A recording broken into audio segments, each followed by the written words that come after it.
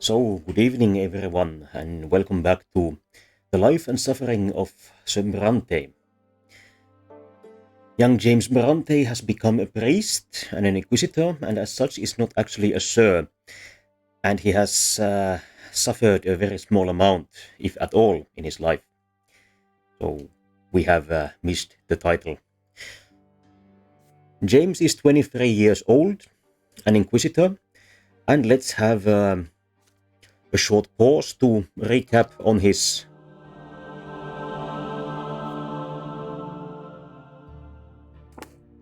professional relationships. Thomas Wero, his eternal friend, a childhood friend with whom James swore to be eternal friends, has a positive relationship with him, as expected. But he may not be around that much as he is a soldier in the armies of Dorius Otton, an Archnian criminal, a certain kind of criminal, whom Thomas has made enemies with at university, which is, of course, exactly the same that we would expect from a good friend of young James. We can be happy that we are shared enemies of young Sir Otton. Our boss is Father Ulrich, a distasteful inquisitor. He seems like a bad person on a personal, a political, and a religious level. Although James does not have concrete reason to fight him or resist him, I would not expect them to have any sort of positive personal relationship. In comparison, young Jeanne, our friend at university, has quite a lot of professional disagreements with young James, but she appears to be fundamentally a good person, even if she has quite different theological opinions from James. Their relationship is not particularly positive, but we work with her on a daily basis. Hello, Robert Brown, and welcome. Of the other major characters, only Father Leonard is someone that we are intimately familiar with. He is the abbot of the Temple at the Silver Tree, a local star priest. He is the one who who informed the Inquisition of Patriarch Cassius's bizarre and possibly heretical opinions and activities. He is also a new believer, and as such, theologically aligned with young James. We have made a promise not to oppress the new believers, and we have a very positive relationship with him. Patriarch Cassius we have not personally met, but he seems like a rather bizarre and frankly a bad person. Possibly, at least a heretic, possibly an infidel. So, not actually thinking of infidels. Technically, an infidel would be someone who does not believe, infidele, faithless. But in this world, the gods are demonstrably real. So even someone who acts with such reckless disregard for their laws as Patriarch Cassius does, I imagine that he does know of their existence, particularly as he is a patriarch. I wonder what word would be fitting for him, if not infidel. Apostate, perhaps, in this case, although the same argument applies. He has certainly not renounced his faith, in my opinion. Yeah? Perhaps we can think of something on the way forwards. This is a special event that occurs because of certain stats that James Brante has. We ended with another special event last time. in which Father Ulrich revealed his heresy to us in a somewhat veiled way. We disagreed with what he presented us with, and he pretended to have been testing us and to agree with us. This seems like a bit of misdirection, and I think that Father Ulrich actually believes in the lost third book of Isaiah, of which he told us something about. But now getting into today's story, Lethal Weapons. With each passing year, more and more priests and laymen are becoming adherents of the new faith. The sermons of Abbot Leonard and his supporters are resonating with people. The new believers proceed towards the peak of the pillar while defying the laws of Isaiah. They are led only by the love of the twins, as compared to the will, the love, the will, which, according to the third book of Isaiah, was the dominant one, and the love and the law, which are the major theological difference between the old and new faiths. So the new believers think that the love of the twins is the most important. The old believers think that the law of the twins is the most important. Father Ulrich seems to believe that the will is the most important. As Patriarch Cassius's flock becomes smaller in numbers, his sermons become progressively fiercer. Brothers and sisters, the false prophet Fotis is dead, but his heretical teachings live on and continue to poison our land. Every day more and more of our friends, family members and neighbors fall under the spell of Abbot Leonard and those who have been deceived by his honeyed words.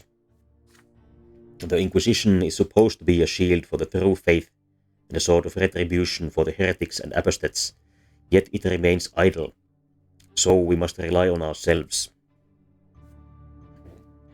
As a refresher for individuals who may have not been here last time, an apostate is someone who renounces their religion. So in this case it would be someone who has previously been an old believer but is now no longer an old believer and has taken up the new faith. So this is certainly true for all new believers. Whether the new faith is heresy is a matter of opinion, culture, theology. Perhaps not. Heed my call, brothers and sisters. Save your loved ones. Save those who have lost their way and break through faith. Bring them back, whatever the cost.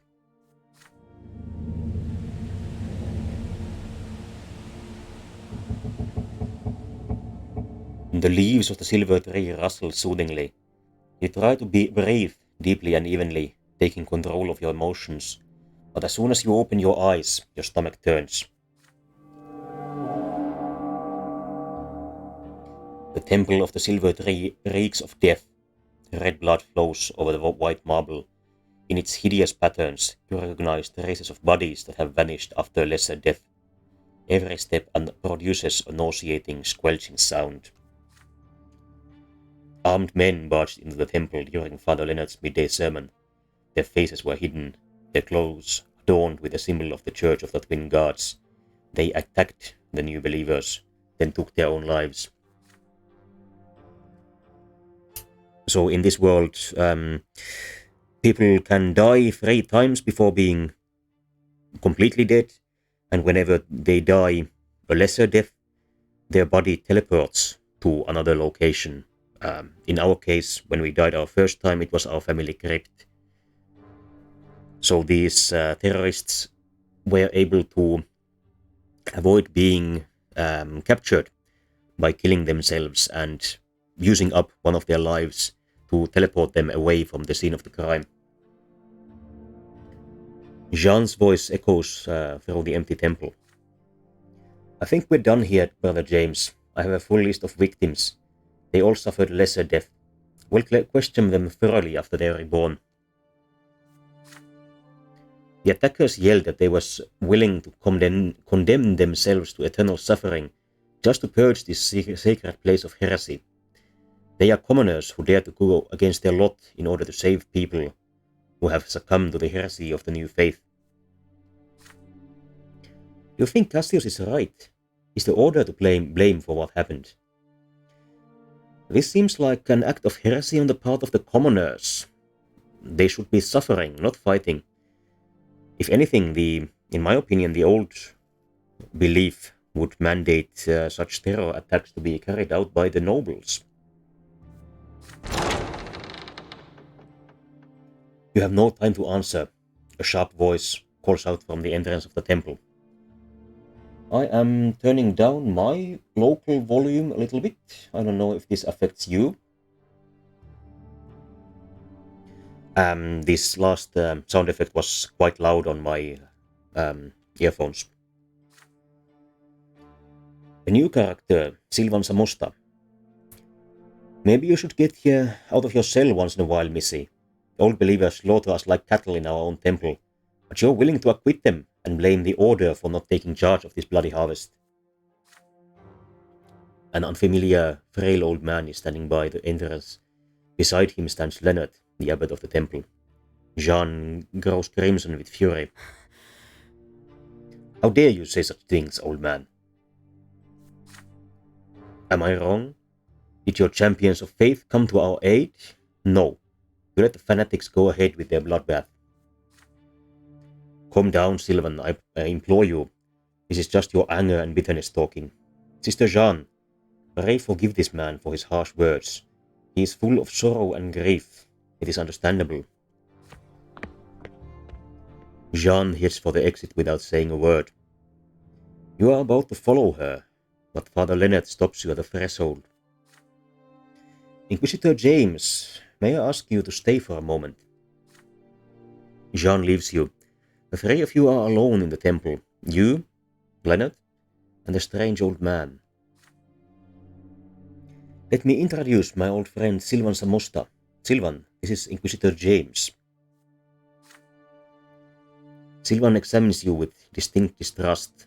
His eyes rest on your Inquisitor's medallion. Why should we trust him, Leonard? He's a bloodthirsty fanatic, like all the other Inquisitors. I don't think we should. Stop, Silvan. Inquisitor James is not our enemy. Can't you trust one person? He does not wish us ill. I can vouch for him. All right. The twins whisper in my ear that you may be right. You ask the abbot what it was he wanted to discuss with you. Instead of Leonard, the old man speaks to you. He points at the signs of the recent massacre. Have a good look around, Inquisitor. We're being killed in our own temple, but we can't defend ourselves. If something like this happened in a temple of the old faith, the city would be teeming with furious nobles, gendarmes, and legion soldiers. But now, everyone is silent, and the Patriarch keeps sicking his fanatics on us. I wonder, to seek something on someone has always seemed like a modern term to me. I wonder if it is period appropriate for an early modern themed game. If I remember, I'll look this up and let you know next time.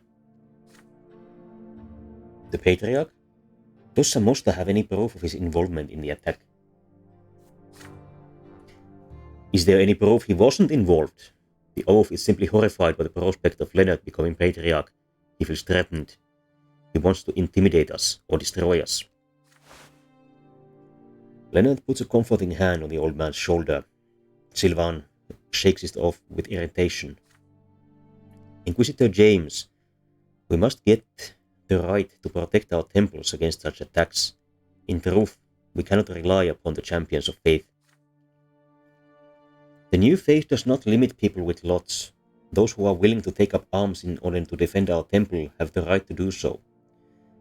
What if they find their path of the twins in their service, in defending their brothers in faith? If the prefect of the province allows the commoners in our parish to organize a militia, we'll be able to protect ourselves. This tragedy will not repeat itself. El Borone is a good man. He's willing to cooperate, but he says he needs the approval of either the Patriarch or the Inquisition. As you can imagine, we have no hopes when it comes to Cassius.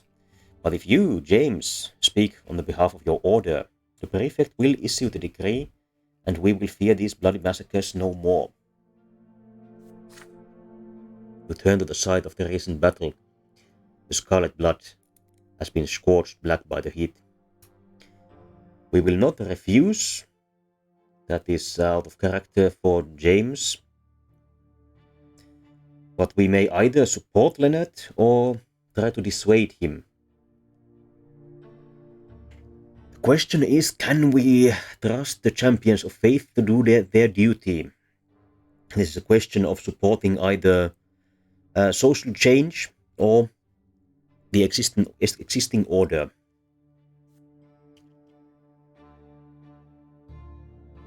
That is a good question. I think, personally, I would not trust them, but I think young James is more of an idealist. I think he would try to get the champions of faith to do their duty. No, alas, this measure will not stop the bloodshed. So, you're refusing to help us? Well, that was to be expected. But that does not mean you do not want to help. Leonard is mistaken in thinking that the new believers cannot rely on the aid of the champions of faith. You are all walking a path towards the twins. You are all children of the same church. The armed forces of the Inquisition will guard the temples to prevent further assaults. Don't listen to him, Leonard. We must defend ourselves. The champions of faith are merely the lapdogs of the Inquisition. They are just waiting for an excuse to dispose of us. You made a vow to help the new faith take root in Magra. Leonard must trust you. Sylvan tries to add something, but the abbot cuts him off with a gesture. If Inquisitor James believes that this is the best way, we shall trust him, Sylvan. The old man sighs, disappointed. The twins whisper in my ear that you have chosen poorly. You've always lacked decisiveness, my friend. I can see you have no intention of listening to me. I hope Leonard's trust in you is well placed. But if Cassius unleashes his fanatics on us again, this time we will not accept death humbly, like lambs to the slaughter. You nod in reply. The old man turns around and leaves, whispering to some unseen interlocutor.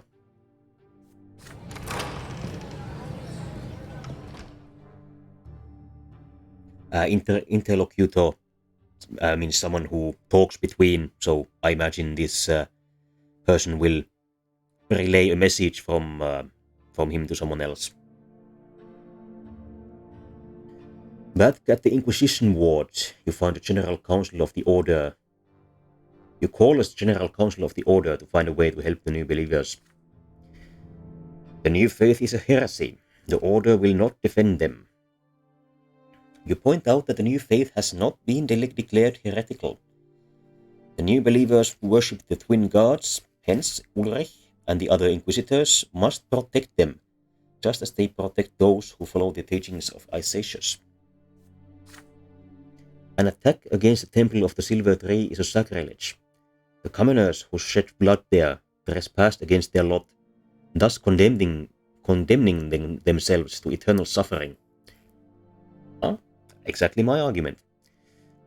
Jeanne speaks up from behind you. James is right. We must stop this. Not for the sake of the new believers, but for the sake of preserving order, protecting holy places against sacrilege, and above all, saving those who would risk their souls by resorting to crime. A lengthy debate ensues. By nightfall you are drained, but you have managed to win over the majority of your brothers and sisters in faith. The champions of faith now guard all the temples in which the teachings of Fotis are preached. Old faith fanatics make a few more attempts to attack them, but bloodshed is averted. The cost may be high, but the new believers can now perform their services without fear of armed reprisals. Public order has increased. This went surprisingly well. The tolerance of faiths has also increased, both developments that we welcome. We are now out of willpower.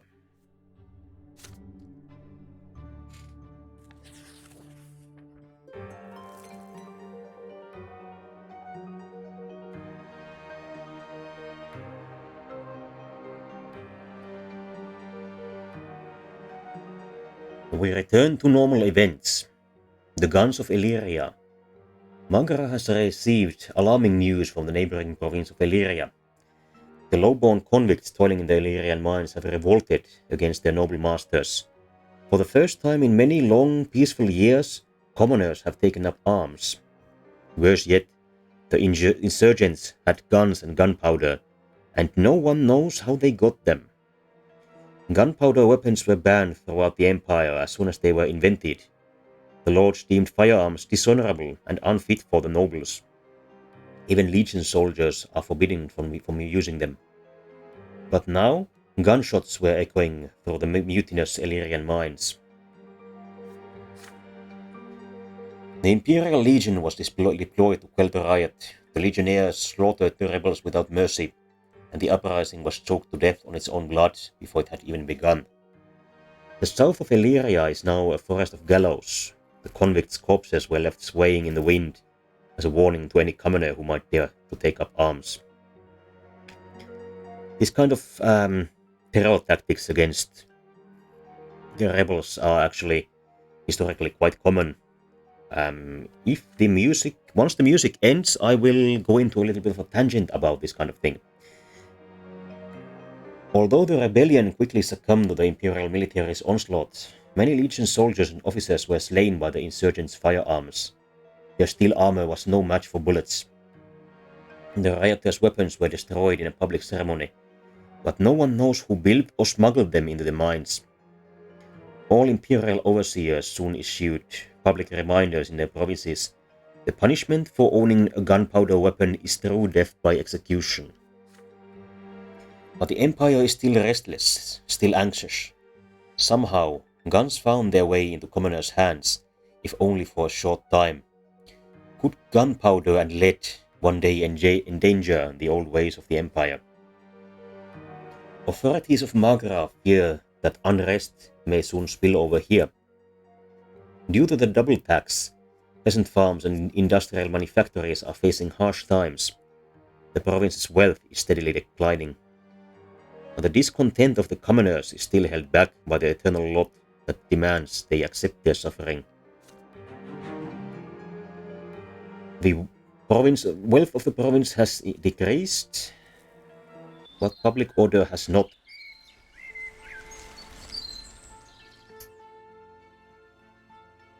So, going into a small tangent on the public display of the executed. This was something that the Romans loved to do. For example, after the Third Servile War, the famous one with Spartacus, all of the captured rebelling slaves were crucified and were left to die on public roads and were left hanging to rot on public roads after the victory of the Roman army, in order to impress the power of the Roman state upon anyone who might come across them.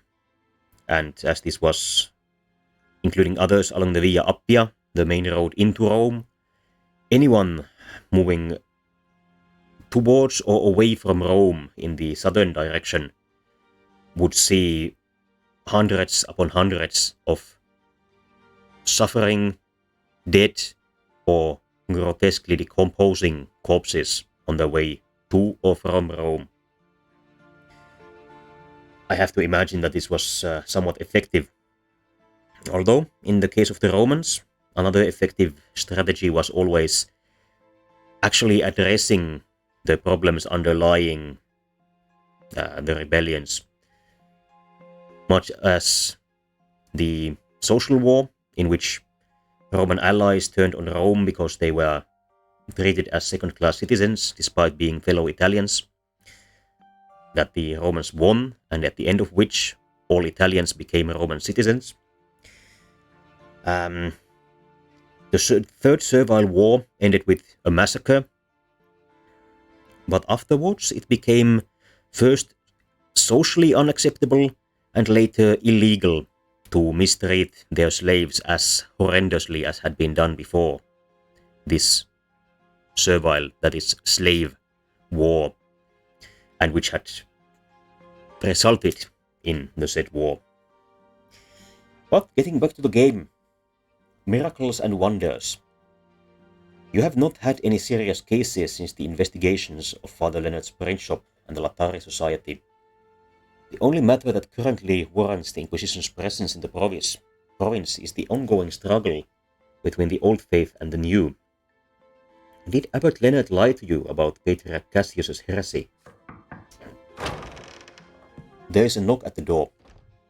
Father Ulrich has left the province for now, so all petitioners are coming to you. You set your thoughts aside and focus your gaze on the visitor. A middle-aged nobleman enters your office.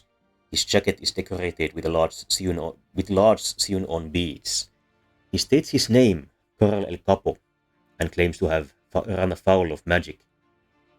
Let's see if we get an illustration of Sir El Capo. The large sewn-on beads are something that I am familiar with from the archaeological record, but only in somewhat older contexts. I can't immediately think of an area or time period in the early modern period where this would have been the fashion. Sir El Capo owns a village by the name of Gracinia. How am I supposed to pronounce these names? They keep switching between different languages. Sir El Capo seems to be some sort of a southerner, perhaps Italian or Spanish. The L led me to think of Spanish, and in Pro-Spanish Gracinia. Who knows? Let's say Gracinia. Yeah, try to Americanize it a little bit. The harvests there are abundant, and all plants and trees take root with amazing success. The villagers claim it is a blessing from the twins, but Sir El Capo thinks otherwise. The nobleman claims that Sister Ariadella, the village priestess, is a witch. People have seen plants and trees blossom and bear fruit at her touch, here in Barren Magra with its lifeless soil. A pious man, Sir El Capo does not want to shelter a witch who corrupts his property with her ungodly sorcery and feeds its cursed fruit to his men.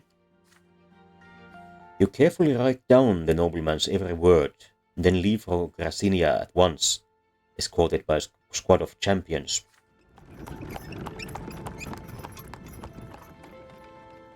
Even from the high road, the village is striking. The trees, the grass, the flower beds, it is all green. Only nobles can afford such luxury in Anisot, and they import fertile soil for their gardens at great expense. You grew up among greenery, but your family garden had nothing on this green and this lush.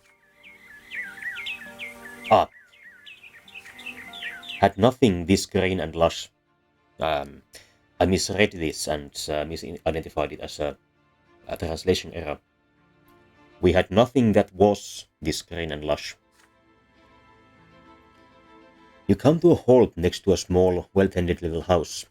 A tall, slender young woman dressed in a black cassock comes out to greet you. This can only be Sister Ariadella. She looks at you, her eyes the brightest shade of emerald green. Greetings, Inquisitor. Please come in. As unexpected as your visit must be, the young woman shows no fear whatsoever. You tell the champions of faith to remain outside for now. Ariadella takes you to the backyard of her home, a beautiful verdant garden. So, Inquisitor James, have you come to proclaim the miracle? What? What miracle? Ariadella smiles. She gestures to the flowers and trees growing all around.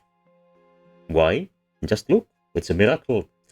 A vast garden has appeared here, all thanks to our hard work and prayers of the twins. There's no garden like it anywhere else in Magra, except for those with imported soil. I've prayed for this ever since I was a little girl. It all started when I prayed for my mother's flowers not to die. And as soon as I touched the soil with a prayer on my lips, it became soft, and the flowers grew strong. I have been doing it all my life. I just pray, touch the earth, and the soil lives again.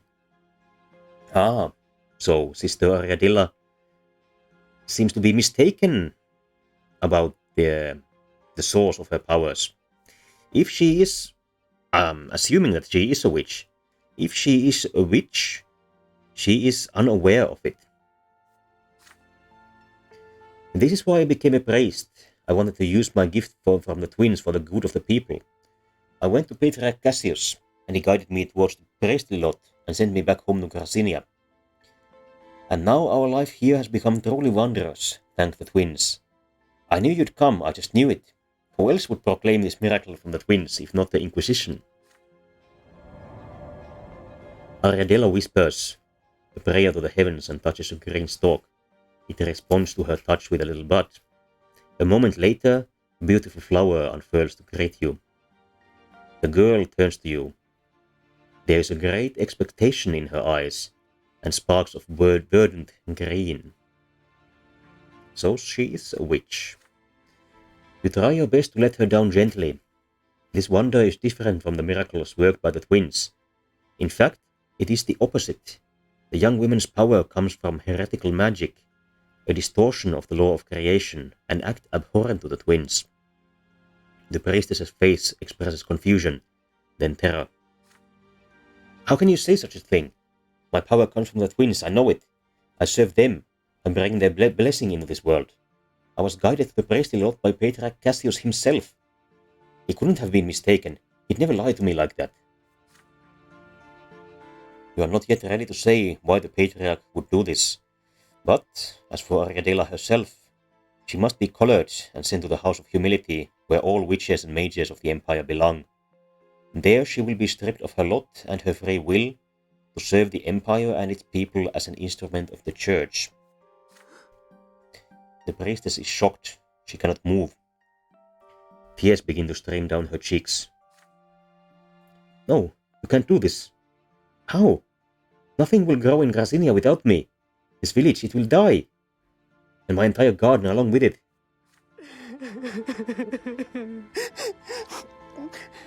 The young woman falls to her knees, weeping. She folds her arms across her chest and begins to mutter. You can barely distinguish between her sobs and tears. Eventually you realize that she is praying. Although she believed herself to be a holy woman, Ariadella was in fact transgressing against the divine law. She must be punished, so saith the younger. And yet, she has devoted her powers to a good cause, utterly unaware that what she was doing was wrong. However, there is another question. Why would Cassius allow her to use magic in the name of the twins? It could not have been a mistake. The Patriarch intentionally set her on this heretical path. But why would he commit such sacrilege? To what end? Perhaps Father Leonard's report was not unfounded after all.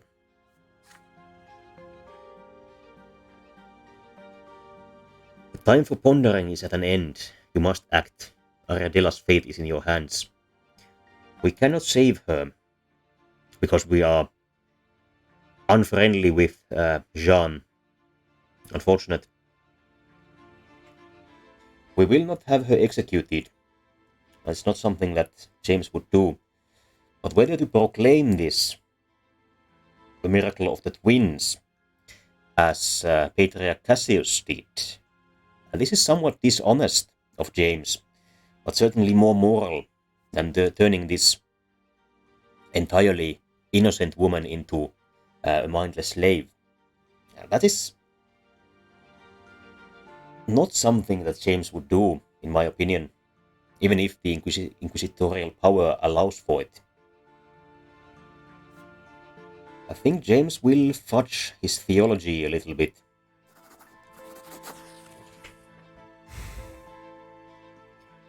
You watch Ariadella cry. you have made up your mind. She will not go to the House of Humility or the pyre. In the hands of a pious soul, even abhorrent heretical magic can take the shape of prayer and worship of the twins.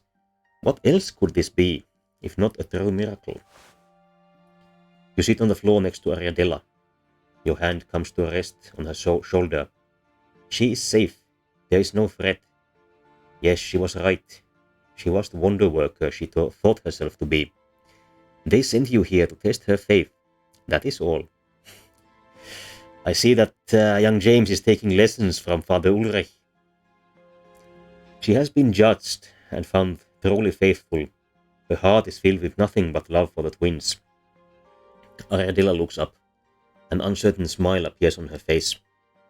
Oh, good Inquisitor, you scared me so badly. Ulrich is away from Magra on business.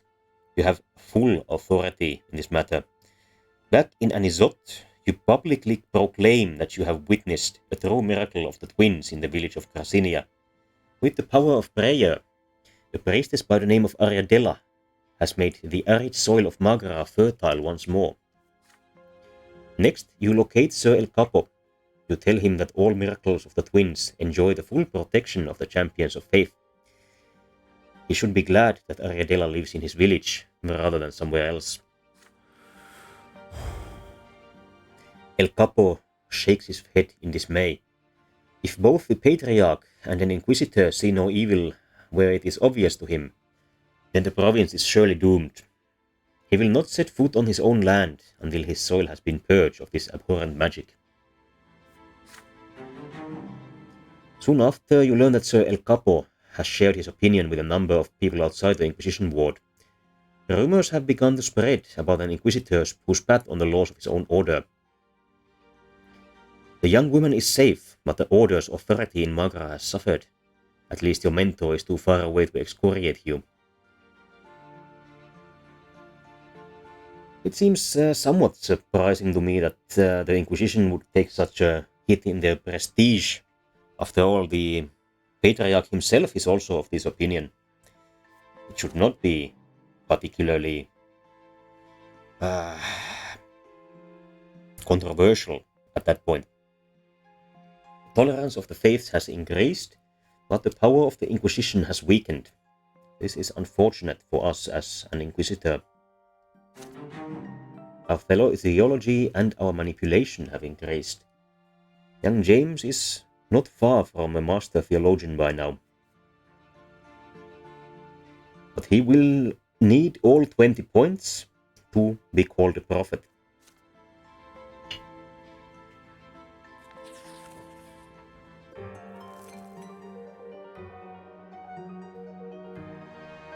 The procession to the tree. A holy day is coming, a day when the entire empire thanks the twins for the silver tree, the sign they left behind as a reminder of their eternal presence in this world. This momentous occasion is especially important for Anisot, but the clergy cannot agree on how best to celebrate it. Father Leonard has called for all worshippers of the twins to approach the temple of the silver tree and kneel before the sacred relic. But the old clergy balks at the idea of Leonard and the new believers leading the ritual. The day has come. An immense crowd is moving in a procession towards the temple near the silver tree, where Father Leonard awaits. But an Inquisitor by the name of Jeanne stands in their way. She strikes a defiant pose. Confronted by a member of the Holy Order of the Inquisition, the procession reluctantly stops. People, turn back. Those who attend Leonard's rite will succumb to the new faith. Those who reject the lots will defy their divine design. You are about to bring the wrath of the gods down upon us all. Open your eyes, go back to your homes and pray to the twins. The procession wants to move, but the people are confused until Father Leonard himself walks out of the temple to meet Jeanne face to face. People of Anisot, no one has the right to deny you the sacred ritual of worshipping at the tree. Not even the Inquisition. Is such denial not more likely to provoke the wrath of the twins? The Inquisition must know that the new faith does not seek to challenge or defy the twins. We are merely trying to correct the mistakes of those who came before us. We do not anger the twins. We merely vex those who refuse to accept the dawn of a new age. Jeanne finds herself between a rock and a hard place. Seeing that she has no other choice, she lets the procession pass. The new fate's numbers have swelled of late. It cannot be stopped now.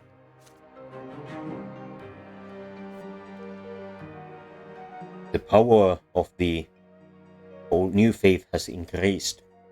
Previously, the tolerance of the new faith increased, I think.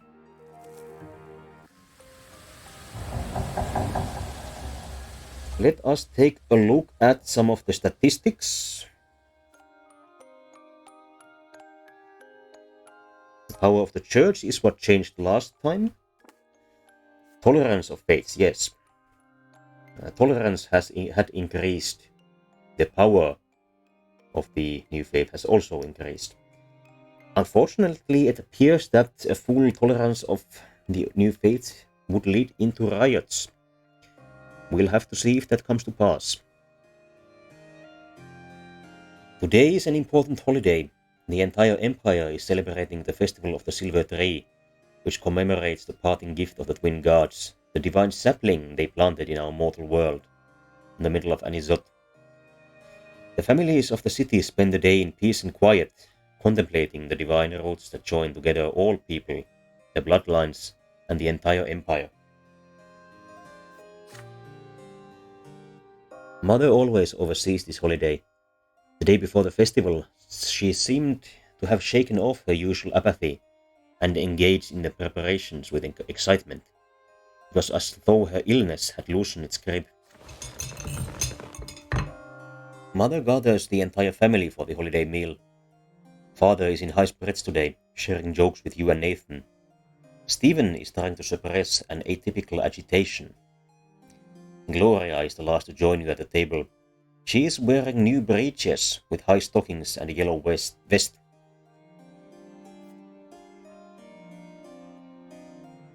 Breeches are some kind of trousers. Exactly what this means in English, of that I'm not quite certain. The original meaning was simply trousers. They might mean half-long trousers, so shin length, but this doesn't really fit with the high stockings. The illustration is not helpful either, as she's dressed as she was previously. Gloria, you're wearing men's clothes again. No, mother.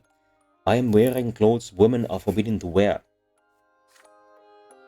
Father gives Gloria a stern look. Stephen rolls his eyes but says nothing.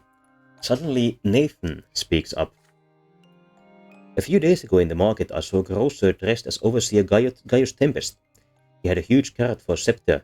He got a sound drubbing, of course, but until then it was quite a hoot. Everybody laughs at the ridiculous story, relieved. Even Gloria has a smile on her face when she sits down. The feast commences. Your home finally feels warm for a moment.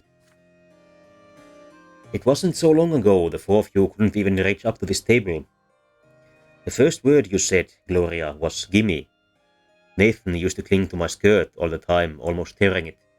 And you, James, you couldn't talk at all yet, but your piercing stare was so expressive. It felt as if you were talking to me. Mother looks at Stephen and suddenly grows quiet. When I met Stephen, he was already 3 years old. He was so serious and a smooth talker to boot. I remember that he had a music teacher, but he was too shy to play in front of me, so I used to listen in from the next room. Stephen's face twitches. Your older brother rises and moves the old harpsichord.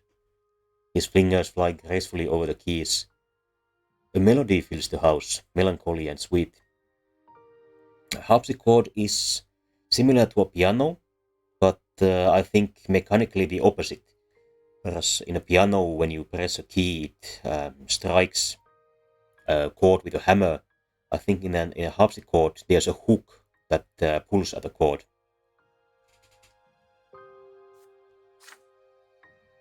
The last note lingers in the air, then silence falls. The family is awestruck. Words fail you all. Who wrote that? A nobleman from the capital, between drinking a glass of wine and beating a servant. Your sister's cutting remark puts an end to the warm, cozy atmosphere. Stephen calmly turns to face her. No, it was I who composed this piece of music. It is called Mother. Mother rises to her feet. She would have needed help to do this just recently, but now she treads unassisted towards Stephen and draws him close. Stephen puts his arms around his stepmother's waist, then detaches himself awkwardly. May the twin gods bless you, Lydia. Gloria considers this scene with thinly veiled fury in her eyes. Of course, high-born nobles like Stephen are made for the arts. They're the only ones lucky enough to have a soul and experience inspiration. Unlike us, the low-born, we aren't supposed to feel anything but suffering, let alone express it in poetry. It seems that political disagreements are coming to a head. Everyone notices that Gloria is clutching pages filled with writing, her poems. Your sister casts a mournful glance at the family, and her eyes rest on you. We will not interrupt Gloria. We can persuade the family, or we can appeal to our mother to calm her down. I don't think this is what James would do. I think James would also be of the opinion that our sister deserves an emotional moment with our mother, just the same as our older brother.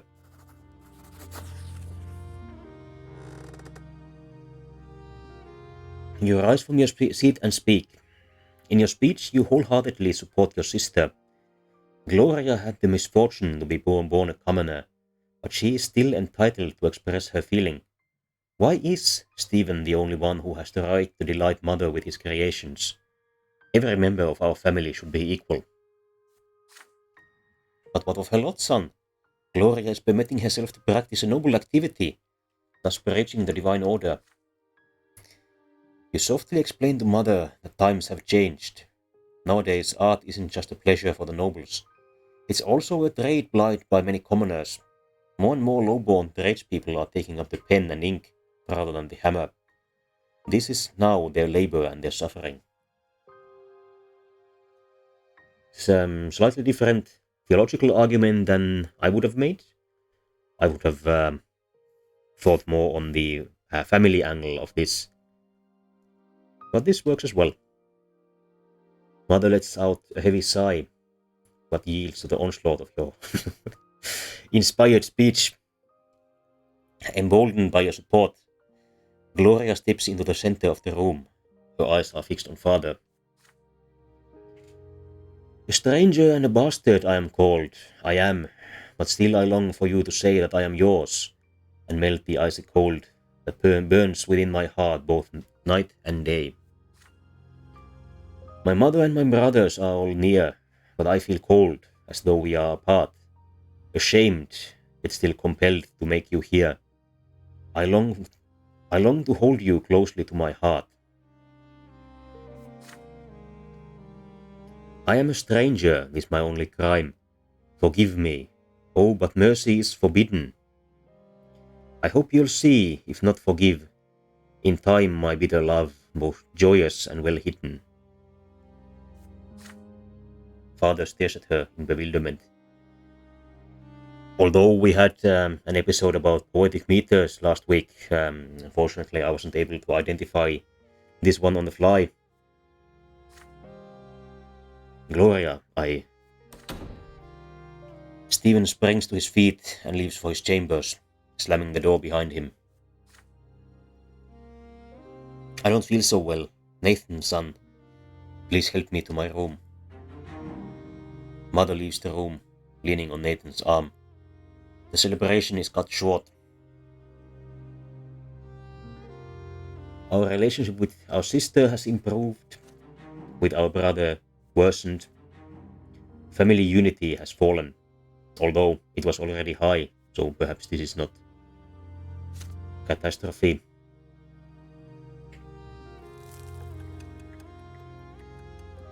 Age 24. We are halfway through the peacetime.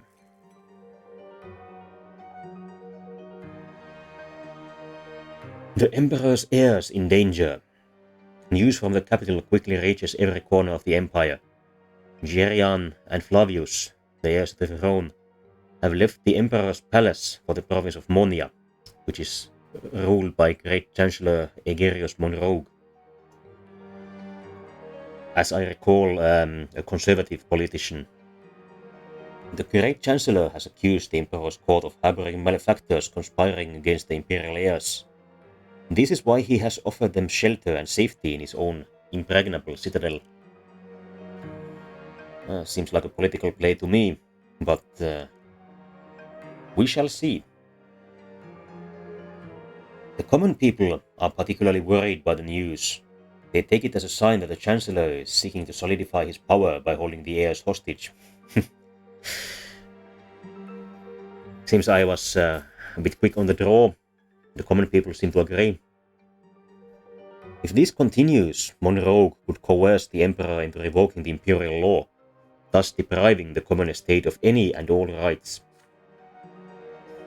All hope for reform in the empire has vanished. From farmer to rich industrialist, the commoners are growing desperate. In your province, the authorities are trying their best to put the people at ease. The magistrate of Anisot makes a speech from his balcony to the excited crowd below. Remy Elverman.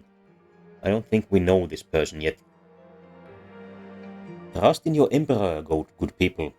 The imperial heirs are the future of the great Tempest dynasty. The emperor has made the wise decision to send them far away from the scheming court. Great Chancellor Monroe will take good care of them and keep them safe. All glory to the empire. All glory to the Tempests.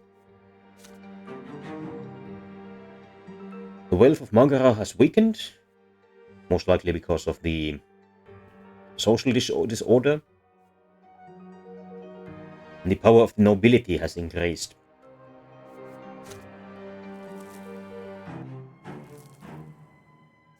The chapter Peacetime ends soon.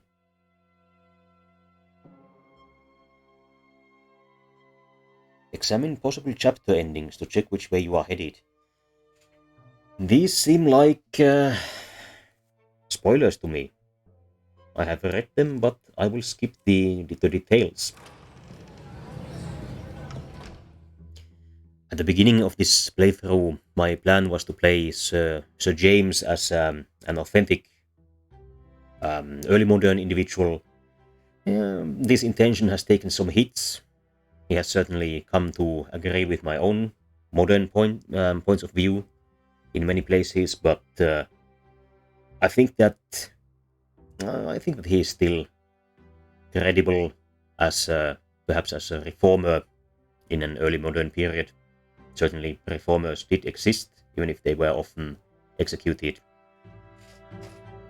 And from that point of view, checking out the possible endings doesn't really fit this fiction of playing the game authentically as the character of James. The Trail of Sorcery.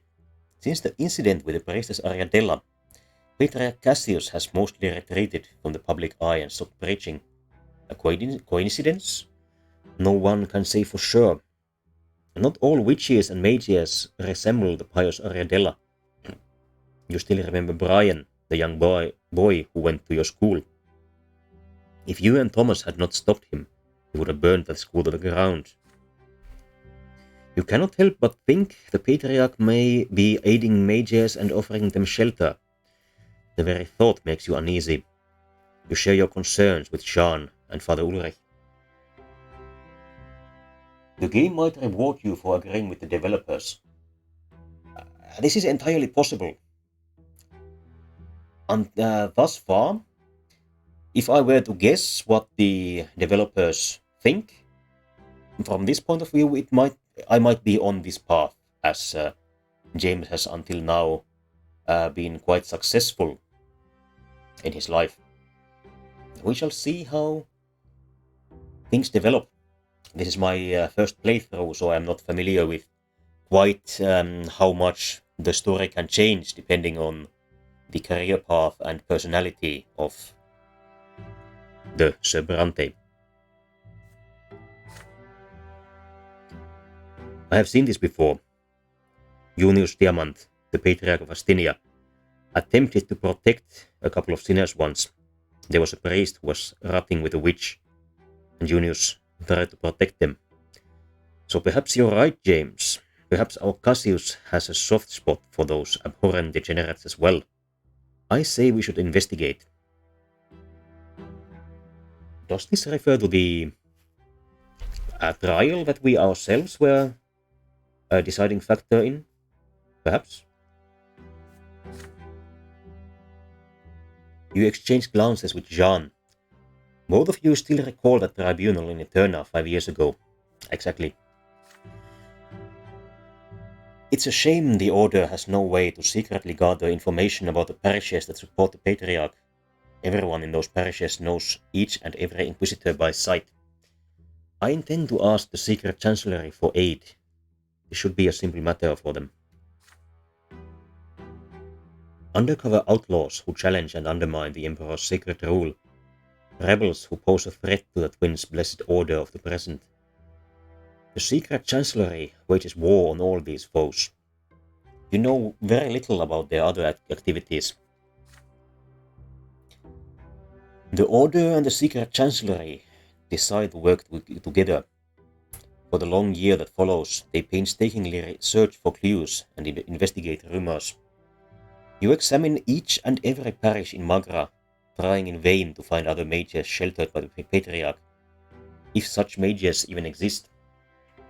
You lose nearly all hope of success. But then, one winter night, your efforts are finally rewarded. The sunset outside the window has turned to dusk, but Jeanne still has not returned to the ward. Normally, she would tell you she were doing something after hours. You grow worried. Seeking reassurance, you approach the champions of faith who have stood guard for the day and ask them when they last saw Sister Jeanne. Ah, good old David Agaronim. Oh, why, Sister Jeanne left early this morning to help the Secret Chancellery. The agent ran up to her at the doorstep. He gave her a sealed note and they drove away together. He said it was important. They say they found the trail of a runaway mage, somewhere on the western edge of the city, in the warehouses in the old city walls. I say you shouldn't worry. We check a dozen such rumors from their agents every month, but we never find anything. Despite the captain's reassurances, you remain apprehensive. You tell Agaronim to gather the champions and check on her. You go to the western edge of Anizot. There are almost no residential buildings there, just ruins and workhouses. In fact, it can be quite hard to tell one from the other. As the half-crumbled wall on the edge of the city draws near, you feel your heart beat with greater urgency. Your apprehension grows.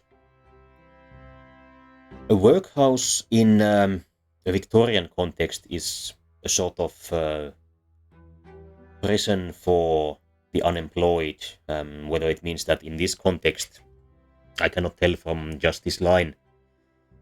The point in workhouses was to find forced labor for the unemployed.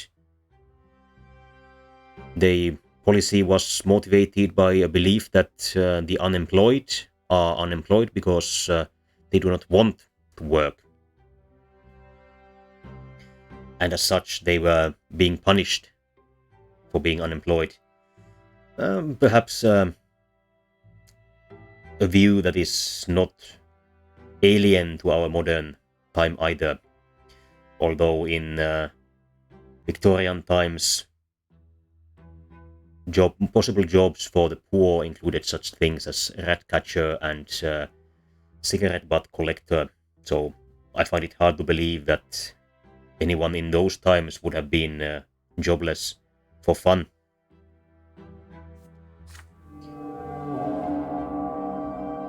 You come to the warehouse. The door is smashed in, ripped off the hinges. The inside is splattered with blood. You see wrecked furniture and soot. An intense battle was fought here. By the basement stairs you find a small pile of scorched clothes, the last remnants of someone's lesser death. It looks nothing like Jeanne's cassock, thank the twins. There is something on the lapel of the charged jacket, a brooch in the shape of a wheel. This belonged to an agent of the secret chancellery. One floor below you hear a blow, followed by a woman's muffled moan. Jeanne could be down there. Captain Ageronym notes. Like a prayer, he whispers the usual words. Inquisitor James, you are a weapon I now must wield. Strike my enemies down until I tell you otherwise. At his order, the champions of faith move out. Their heavy boots thunder down the stairs of the basement, run down behind them. A tunnel, low and dark. Jeanne is there, surrounded by a half-dozen figures. Her face is bruised, her lips cracked, her eyes barely open. Her cassock shows several knife cuts soaked with blood. The unknown thugs turn to face you. They have gunpowder weapons. Shots explode into the dark. Swords flash like bolts of lightning. Screams. One of them summons magical fire in his hands. You clutch hard at a thin silver slab with your prayer to the younger, and the magical flames are doused as the silver melts in your hand. You continue the whispered prayer, staring straight into the mage's eyes. In this moment, in this place, it feels easier than ever to invoke the younger's ruthless law. The mage glances around as the champions of faith push the outlaws back despite a flurry of explosive shots. The rebels' weapons are too slow to reload, and in close combat, they are clearly weaker. The mage turns tail and runs away down a long, dark tunnel. You glance back at Jeanne. Blood still oozes from her wounds, but more slowly now. Her head has fallen on her chest. Her eyes are closed.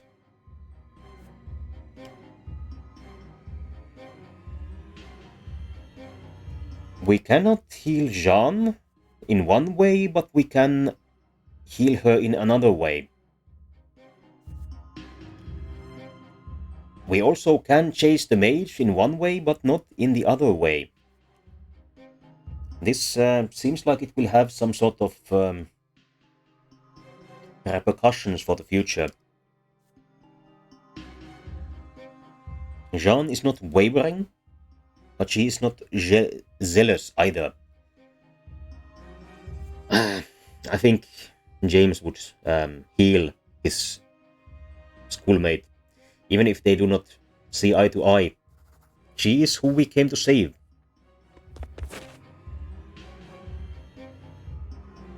You rush to Jeanne's side, dodging the slashing swords and singing wooden clubs. A bullet hits the wall next to you, throwing a cloud of stone dust in your face. You take the silver-encircled cross from your neck and touch it to her wounds. May the Elder grant you the power to heal them.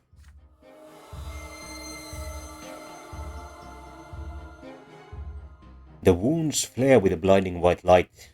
The bleeding stops. The bruises and cuts on her face fade away. The blessed silver in your hands was the price of faith's sacrifice. A moment later, the holy symbol melts into a white glow. You untie Jeanne from the chair to which she was bound. She opens her eyes, nods to you, and faints. The fight is over. The champions of faith are victorious. You take a few moments to fashion crouch stretchers out of nearby wooden planks and rags, and then leave the bloodied warehouse, carrying out your wounded. And then, one by one, you drag the cutthroats out of the basement.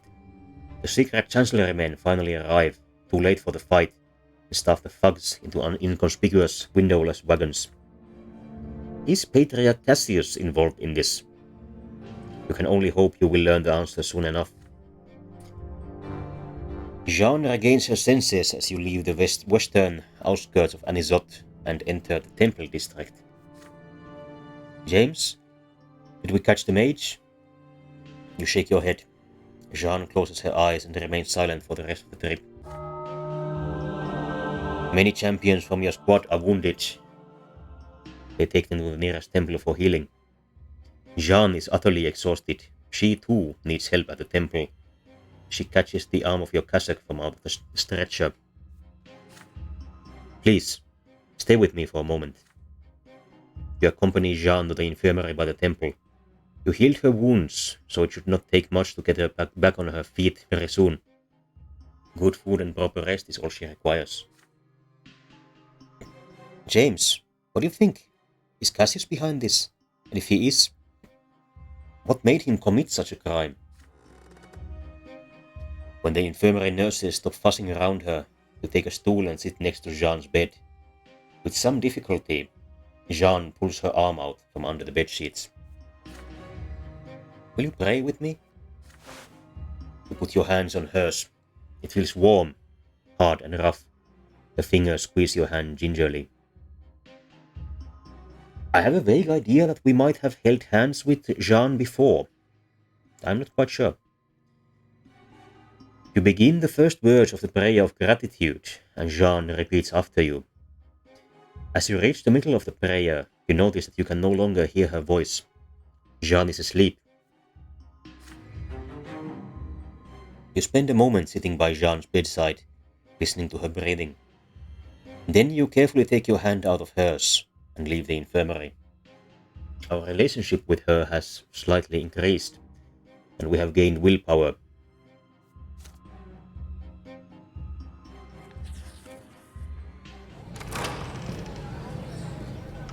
Revelation. It has been several months since Jeanne was rescued from the insurgents. You learn that the mage hunted by the secret chancellery was a rebel, a member of a clandestine society who took refuge in a local parish. Father Ulrich took it upon himself to personally interrogate the abbot of the parish. The priest confessed to the crime. He even confirmed that Patriarch Cassius was involved.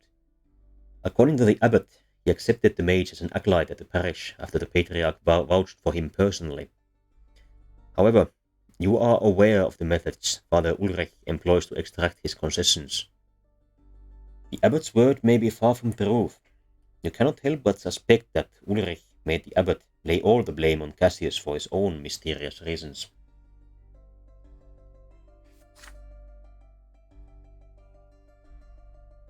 Jeanne, on the other hand, is more eager than ever to believe the Patriarch is guilty. We must put Cassius on trial before the new sacred conclave. The Patriarch stands before the twins, and they will judge our entire flock based on him. If the newly chosen Patriarch is a heretic, who knows what blasphemous obscenities he will utter in their presence. The evidence you have is not enough to bring the Patriarch to trial. However, Ulrich intends to use your information to destroy Cassius's public image and his support among the clergy.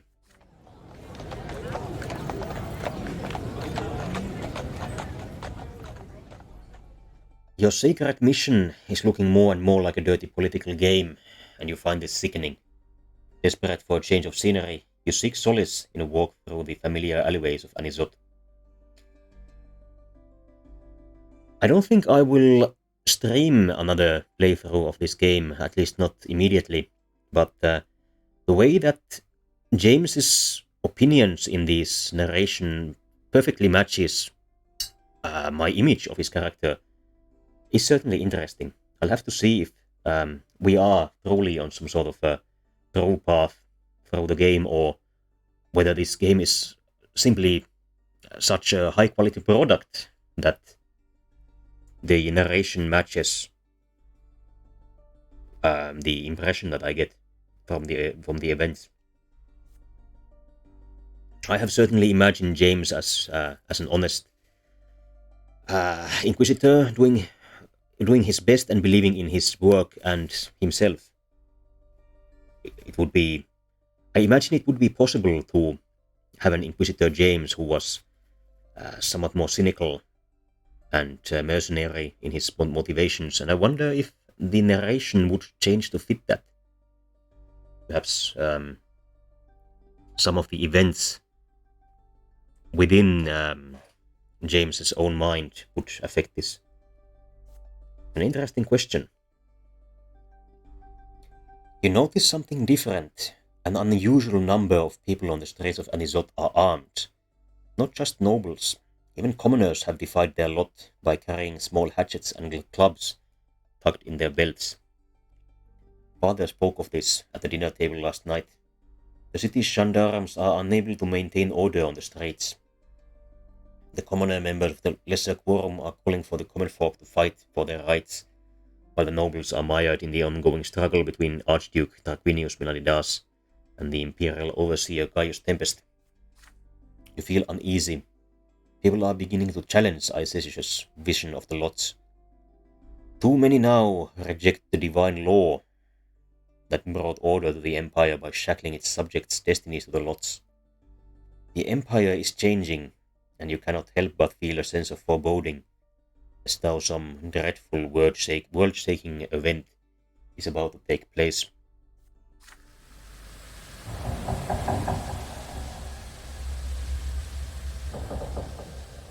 You do not remember how your legs guided you to the silver tree. As always, a profound sense of tranquility descends upon you. You close your eyes and whisper words of gratitude. As you pray, you hear a loud voice in the distance. A monk you have never met is preaching. The most sorrowful thing that happened when the twins descended to our world was their death on opposite shores of the river Eterna. The elder was torn apart by the mob, whether from love, madness, or some other purpose, we do not know. At that very moment, the younger disappeared as well, gone in a flash of light. And so a brief but terrible time of troubles began. The people were lost, unsure of what to do. The twins had told them of the peak and the foot of the shining pillar, but before they could tell the people how to reach the peak and meet them in the hereafter, they were gone. 12 years passed between the day the twins died and the day Aesesius, beloved disciple of the elder, described the twins as will, love, and law in his first book. Then, 2 years later, Aesesius received his second revelation, and thus the second book was written. And in this book, the prophet taught us how to live a righteous life and earn a place at the peak of the shining pillar in the hereafter. And all the faithful found peace at last. With this understanding, the three lots came to be.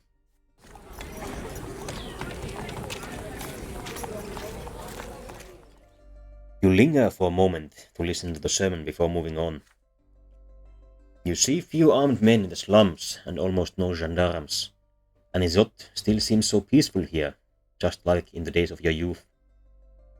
Men and women pass by on the narrow streets, busy with their lives. You hear children's voices in the yards. Two boys are pushing at each other by a fence. They are almost the same height, and both are thin, with light brown hair.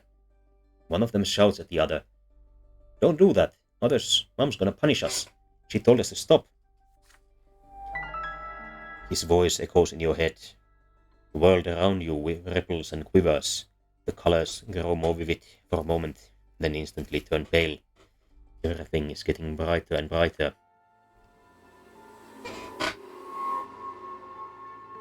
There is a light coming from the silver tree. It fills the slums. It hurts to look at it. The brilliant flash blinds you, and the light drowns out everything. You see a crowd of people. Their faces are blurred and inscrutable, like faded old paintings. They are listening to a man's silhouette standing before them. You cannot hear his words, but you can feel the love emanating from him. It washes over everyone, like a wave of warmth. He is a wise teacher, offering guidance to his disciples. As an aside, I think fading like old paintings is a factual error. and certainly they are thinking of old photographs. At least for oil paintings, oil paintings do not fade. They become encrusted with grime. They become darker and darker. As for example, the famous painting "The Night Watch" by something Rembrandt, the Dutch master painter. Unfortunately, I can't remember his first name. Is named "The Night Watch" because it is quite dark. It seems that it is a night scene, but actually it is not. The painting originally depicted a daylight scene, and it has simply become more dark as it has become more dirty over the centuries.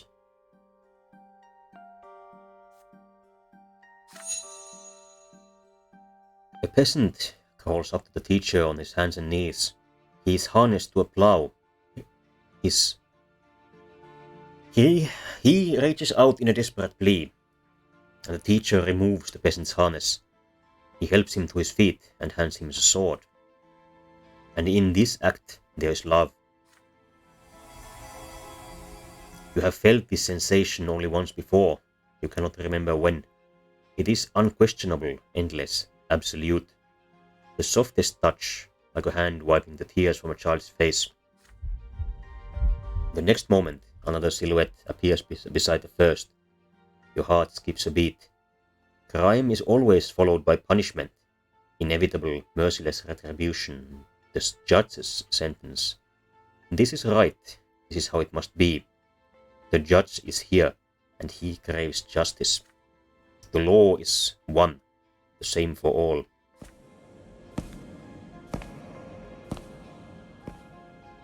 The teacher is alone, his audience disappears, dissolving like shadows. The judge approaches, and the teacher steps towards him, his arms open in an embrace. The judge's sword suddenly rises to meet him. The image freezes before you. Both silhouettes disappear in the light of the silver tree. The sentence has been rendered, the lot fulfilled. And then you are surrounded by the slums of Anisot once again. The encircled cross of the twins feels hot against your chest, burning your skin even through your cassock. Your breath is ragged, the blood pounding in your temples. You have just experienced an inexplicable revelation, a vision given to those seeking answers, those such as Prophet Isaiah.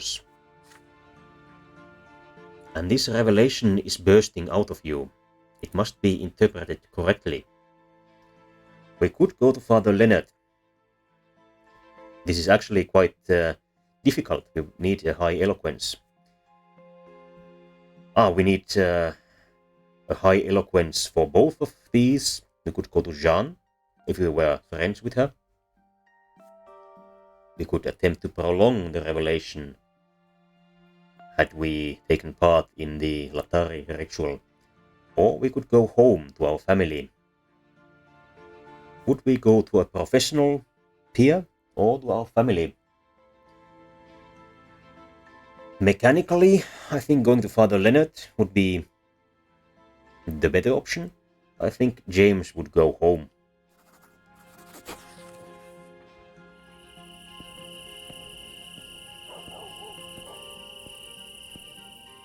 It takes you more than an hour to reach your home. In Anisot, the sun lingers for a long time in the heavens, but when the sky grows dark, dusk falls suddenly. You reach the doorstep of your family home. Light shines from the windows. Augustine Elborne, Stephen's uncle and the prefect of Magra, was supposed to visit your family today. The house is full of guests, many of them nobles. They are all Stephen's friends, eager to make the acquaintance of one of the movers and shakers of Magra. Your vision struggles within you, demanding to be told. You tremble feverishly. You hurry to the center of the room and raise your hand, calling for the guests at tension. Everyone turns to you, curious. And you relay your vision to them. Everything goes wrong from the very beginning. Your description is too long, too convoluted. The image felt so vivid in your mind, it fades and blurs and loses meaning as you try to put it into words. You try to recover by quoting the sacred scriptures, a classic rhetorical trick, but it only makes things worse. The passages you quote are too well known, too familiar. They feel jarring and stale in this particular moment.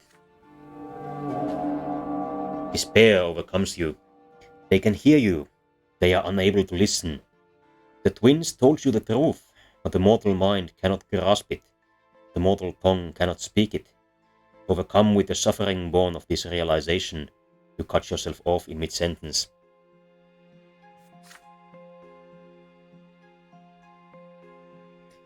Did I understand you correctly, brother? You saw the elder taking away the people's lots that didn't suit them, and giving them the lots they wanted. Who even gave you permission to speak at a noble gathering, and to spout such utter nonsense, no less? If there's anything I glean from my brother's words, it's that the younger's righteous fury will be quick to find anyone who dares reject the lots. Tell me, brother, is this true? Ah, now you're arguing over these matters too, just like the patriarchs of the faith. But as far as I know, not even they have made a final decision about the teachings of the late patriarch Fotis. So I'm quite confident the truth will not be so easily found. Robert, what do you think? The lots have always been the cornerstone of our faith. Father Leonard says that Isacius found only one path to serve the twins, and that there are other paths one must seek alone. It's a lot to think about. If you ask me, I don't even think it's worth it anymore. Eternal bliss after you die for good? Is it even worth the suffering it costs us to serve the twins in this world?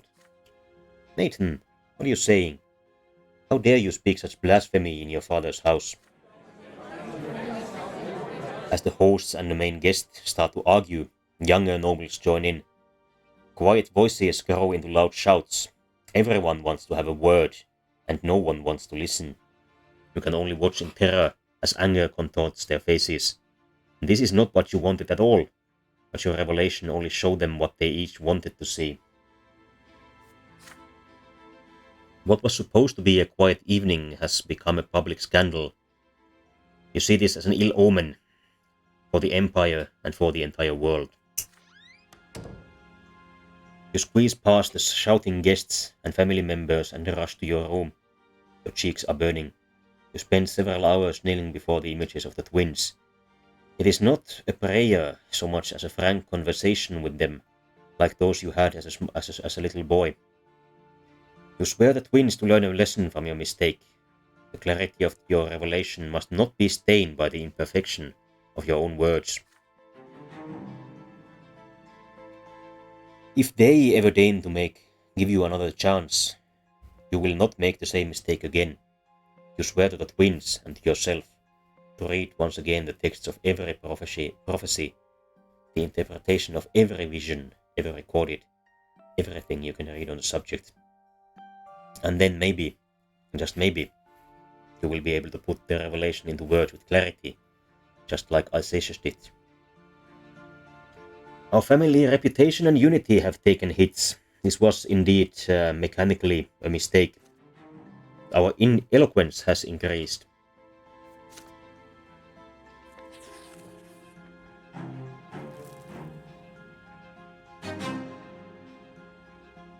Stephen's Gambit. This event is a consequence of your previous actions. We have at least a mildly positive relationship with Stephen. I think we have exactly one positive point. You have hardly found any time for family matters this year. The events taking place in the city keep you busy at all hours. Tonight, you come home extremely late, but the fireplace in the sitting room is lit. By the fire, you see Stephen with a glass of wine. Your elder brother has been waiting for you. You take a seat in the chair by Stephen's side. Your brother keeps turning the glass with his long fingers. James, We need to have a talk about Gloria. She flatly refuses to behave as she ought to. Her antics are ruining the family's reputation. If this situation persists, nobility of the sword will be out of the question. Brother, I do not wish her ill, but we have no right to sit idly by. Regrettably, Gloria will never truly be a part of the Brante family. Her origins are too tarnished. So it is our duty to find her a new family. It is high time Gloria got married. But we can't just give our sister to a commoner, can we? And how could any noble wed her, knowing her origins? It's been a stumbling block for a long time, and I've finally found a suitable match for her. His name is José Pelletier. He is a young nobleman of the sword, recently graduated from the college, and now he has a position at the city hall. Do you recall the reception several years ago, where he couldn't take his eyes off Gloria? Pelletier has been obsessed with her ever since. Not even her lowly origins can deter him. Admittedly, Gloria does not reciprocate his affection just yet. So let us convince Gloria that becoming Sir Pelletier's bride is her chance to escape her current situation. And then let us pray she comes to her senses and puts her rebellious ways behind her.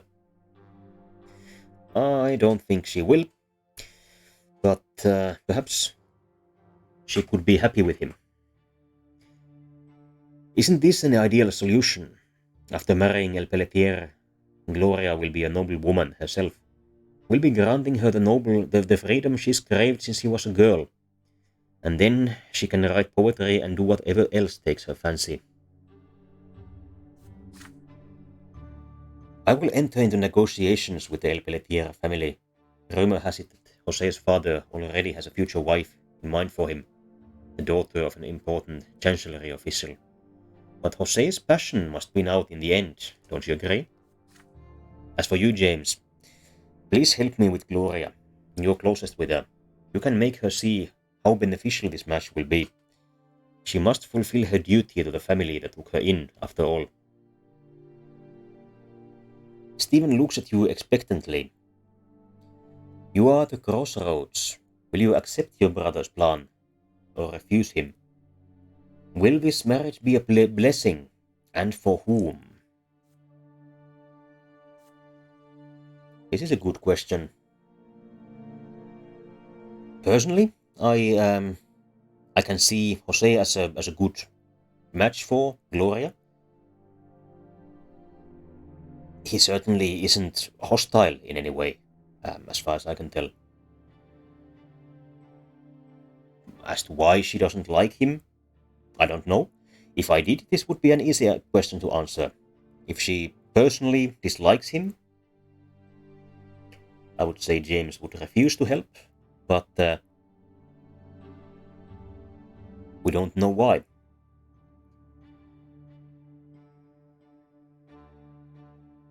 I will refuse.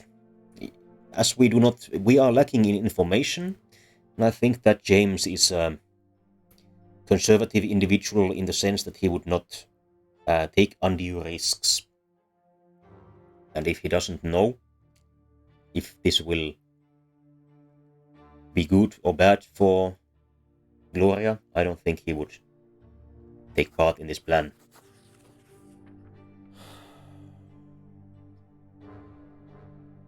Your words slice through the silence of the sleeping house.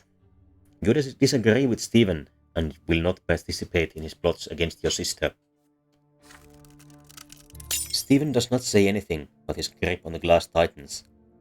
Finally you hear the sound of breaking glass, and glimmering shards fall to the floor. Stephen pensively contemplates the blood running down his palm. Pity. What a pity our grandfather, Sir Gregor, is no longer with us. He would make both you and Gloria see reason. Neither of you is capable of grasping what family and blood mean, so I suppose I must bear this burden alone. So it appears that Stephen indeed had malicious motivations for his moves. Stephen leaves the room. You are left alone in front of the dying fire.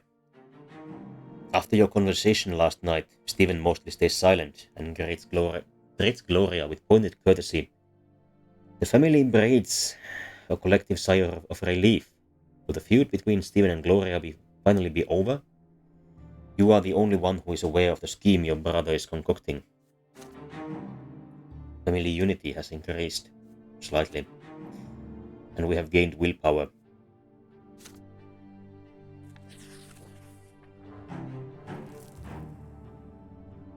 The illegitimate girl.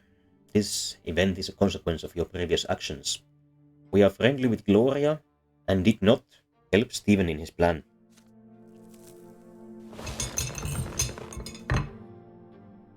Your home is quiet tonight. Father is away, arbitrating disputes in Magran villages. Stephen is visiting one of his high-placed patrons. After a dinner spent in silence, everyone retreats to their chambers. You are about to retire for the night when Gloria calls out to you. James, wait a minute. I have an important favor to ask you. Your sister leads you to her longtime refuge, the library. Here, in the shadows between the bookcases, you will not be overheard. Brother, I wish to speak with you before Stephen returns. His scheming is becoming unbearable. It is beyond Sir Robert's power to stop him, let alone Mother or Nathan. You're my only hope. Shrug. All families argue from time to time, but every quarrel has to end sooner or later. Yes, it will end, when Stephen finally gets rid of me. As far as he is concerned, I'm just a stumbling block and a stain on his father's good name. He lets me stay in the house only to avoid causing a scandal in high society. But as soon as the Brantes get his precious nobility of the sword, I'll be out on the street in the blink of an eye. James, you don't want me to get kicked out of the family, do you? Please help me. I need to convince Sir Robert to adopt me and make me legitimate.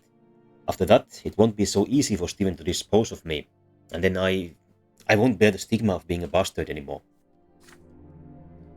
I know Sir Robert would agree, if only by virtue of the love that he has for our mother, but Stephen is standing in his way. Tell me, will you help me? We can either help or refuse.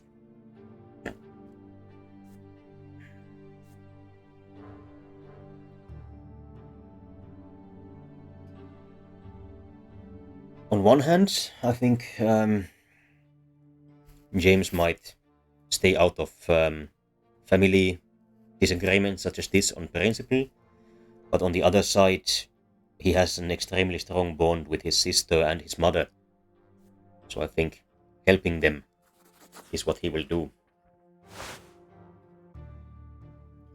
You give Gloria a firm embrace. Ever since you were children, she has always been by your side. The two of you may have different fathers, but she is your sister, and she must remain a member of this family. It is your duty to come to her aid. You will make sure Gloria becomes a Brante. Gloria lets out a sigh of relief and hugs you back. It makes me so happy to know you're on my side. You wait for Stephen to come home. Your brother returns from his visit mirthful and in high spirits. This is the perfect moment to have a talk. That went splendidly, brother. Magistrate Elverman himself will support us. I am on friendly footing with his son now. It won't be long before we become nobles of the sword. But why are you still up? To raise the mother of your sister. The feud between Stephen and Gloria must end. Your brother seems to be unaware of how much damage it is inflicting on the family. But you know how to remedy it. The reason for everything is Gloria's lowly station. She should bear the Brante name. Your brother assumes a broad mien. I do not know what that word means. Some emotional state or facial expression, I assume. Don't waste your time, brother. I know what Gloria is after. You mentioned damage to the family. Can you even fathom what this would mean for the Brante name? By allowing an illegitimate child into his family, our father would cover us all with an indelible shame. Several generations of Brantes to come would not even dare to dream of becoming nobles of the sword. By the twin gods, I will not let that happen. You attempt to point out to Stephen that Gloria's desperate situation is leading her to more and more audacious escapades. If your sister becomes a member of this family, she will stop. Believe me, James, I want to see Gloria at peace as much as you do, but not at the cost of our entire family's future. Absolutely not. I have a different idea for Gloria, and I'm sure this solution will satisfy everyone involved. Good night. To let your sister know of Stephen's vehement denial. Gloria is so vexed, she's shaking. So he wouldn't even hear us out, is that it? He's willing to do anything just to drive me out, isn't he? James, you need to think of something.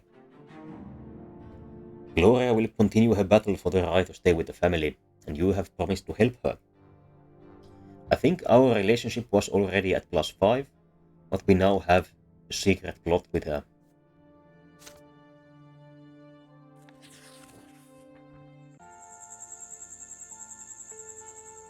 A confession.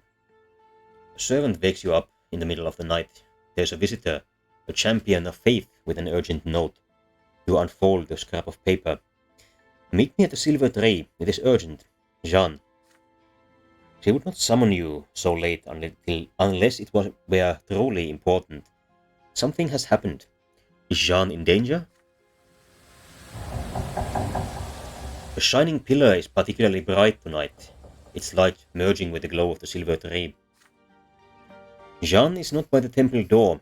She is a bit further away in the square.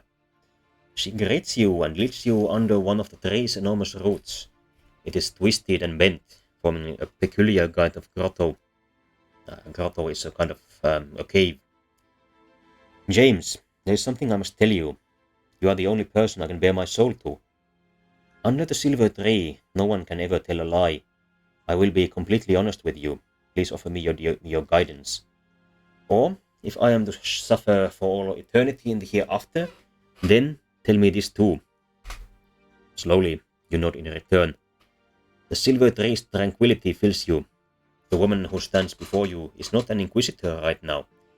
In this moment, she is a human, a person, with all her weaknesses, mistakes, and inner conflicts. Of course, you tell her, you would be glad to offer her guidance.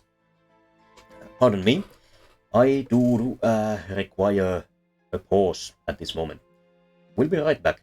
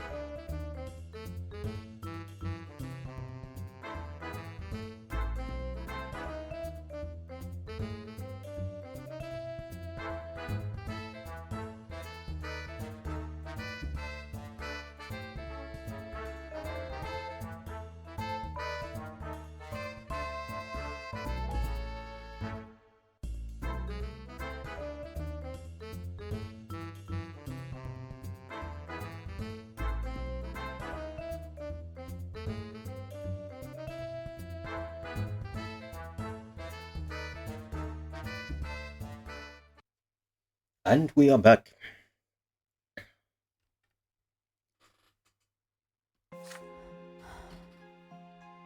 Jeanne sighs heavily. She is terrified, but her resolve is stronger than her fear. The twins are law and will and love. This is what we tell everyone who comes to us for help. This is what we say so many times a day in prayer. Their law is clear to me, and I can feel their will everywhere. But what do I do about love? How am I supposed to tell them their love from the worldly love that no priests are ever allowed to feel? Do you remember when we first met? It was here a lifetime ago. We both belonged to the same lot back then. I took your hand in mine. I wanted to keep you safe at the temple, safe from the corrupting teachings of Fotis. And that's when it all began. I can still remember how you blushed. All my life, service to the twins has been my only truth. I have known my path and the sacrifices I had to make ever since I was a little girl. I'll never be a wife or a mother. I'll never grant life. I'll never live a life of pleasure. I have been given the gift of truth. I am one who must bring their word into the world. But you? Every day I spend with you is agony. I have gone astray. The light of the twins used to be my beacon. But you? You're blocking it out. This is wrong. I've prayed to the twins again and again to set me free from this emotion. I've tried so hard to purge the thoughts of you from my mind. Try to see you as a test they have sent me. But I can't. You are my sin, my torture, my love. I cannot hide from this. Show me the way, please. You're the only one who can do this, and no one else.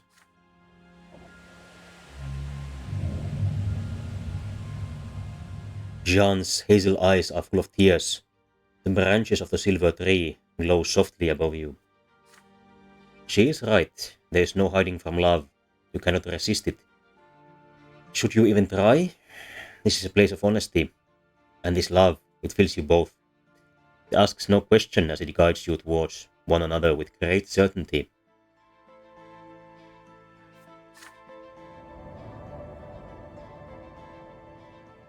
You take a step closer to Jeanne. Your heart is beating so hard. It feels as though your ribs are about to break. And then, awkward, uncertain, but utterly sincere, a kiss. For one moment, Jeanne is paralyzed in your arms. Then she responds with passion, with all the love she has professed. This feeling, this emotion, so sincere, so strong, it is a gift from the twins. This touch feels so unfamiliar to you, so frightening to her. Their bodies have never known it before, bound by and shackled by years of taboo. But right now, you are both guided by something more than attraction and lust. This is love, profound and absolute, that which only they may give.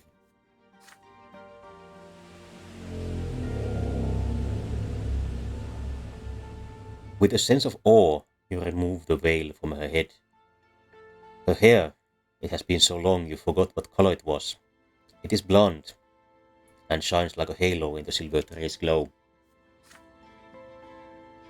Jeanne moves away from you. Her fingers caress your neck.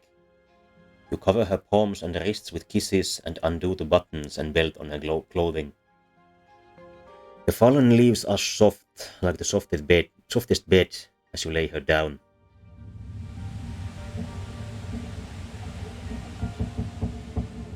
You cross a line you must not cross, but the power of divine love is irresistible. There are no more secrets between you.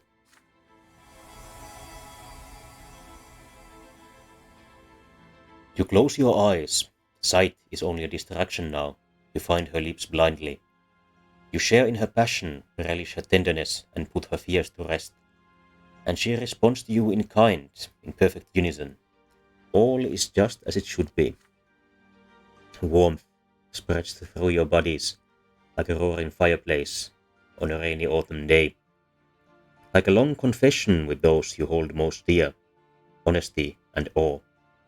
You have never felt so alive. And this is more than mere intimacy, so much more. It is stronger than both of you. Time has been shattered. Minutes pass, hours, or perhaps just seconds. Together, you seem to share a furtive glance at an entire life you never lived. You lie down by her side, out of breath. Jeanne nestles closer to you. Her fingers trace the contours of your chest as you stroke her hair. When the surprise finds you, it catches you by surprise. When the sunrise finds you, it catches you by surprise.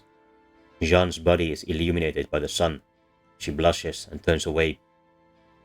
You fumble for your clothes, averting your gaze and trying in vain to hide your physical and spiritual nudity. You do not look at each other again until your bodies are clothed again.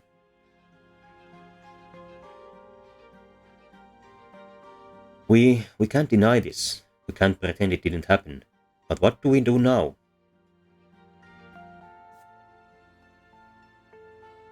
She is not wavering, and neither our eloquence or our relationship with her is positive enough.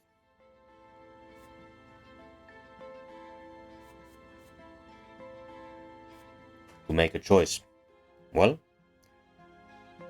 then it was an illusion.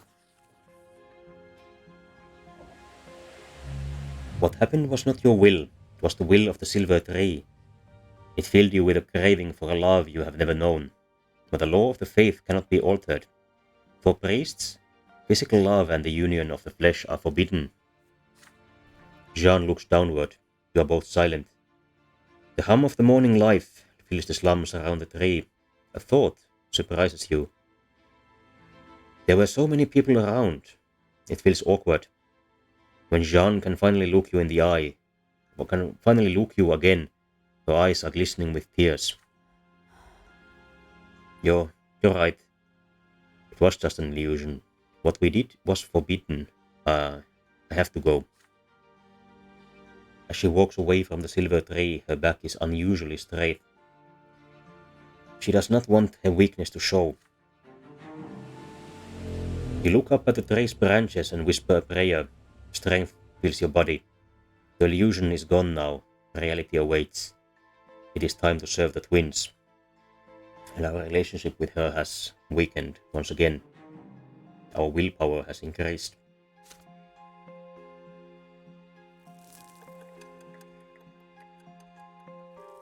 Page 25. We are nearing 2 hours, so I think we will end here. I will end the recording. Thanks to those listening in on YouTube afterwards.